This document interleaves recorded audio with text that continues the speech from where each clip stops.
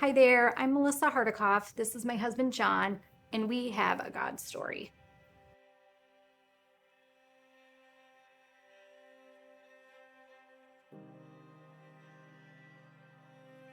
I grew up in a pretty awesome household. My parents were Christians. Through my high school years, I I kind of developed a lot of anxiety, and then I discovered alcohol, and quickly realized that it numbed me. So we started dating right as we were graduating high school, 1999. We dated all through college. And then, when college hit, I was blacked out pretty much every night. And then once we graduated college, Melissa and I got married right after college.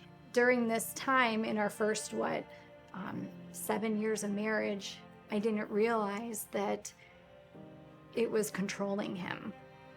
So basically, he was a closet drinker, and I had no idea. I would have my trunk filled with empty liquor bottles to toss away in a dumpster somewhere so it wouldn't end up in our garbage. And we had our first son. In 2010. 2000, Spring of 2010, 2010. spring of 2010. And it was at that time that I was like, I don't want to be this guy. I don't want to be this dad.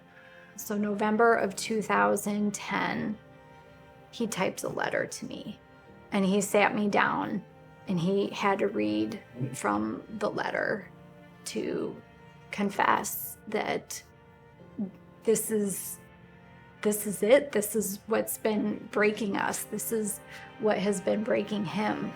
And so, I read the letter and I'm like, it's gonna be okay. All right, that's fine. Just stop drinking. I don't know that it really changed much for me other than now it's off of my chest. I just went right back to drinking. But I just had a point where I surrendered to God and like I can't do this anymore.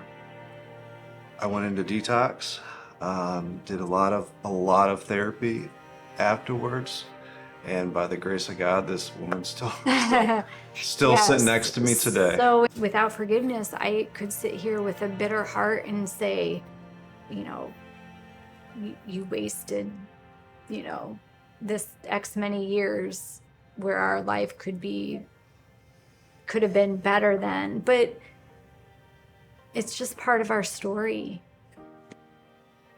If you have someone who is struggling, don't give up hope. Just take one day at a time. Figure out how you can support that person, and also figure out what you need to do to help yourself. Be patient. It's easy to say, for us, because we're 12 years removed, but there can be beauty from the ashes, of brokenness, from addiction.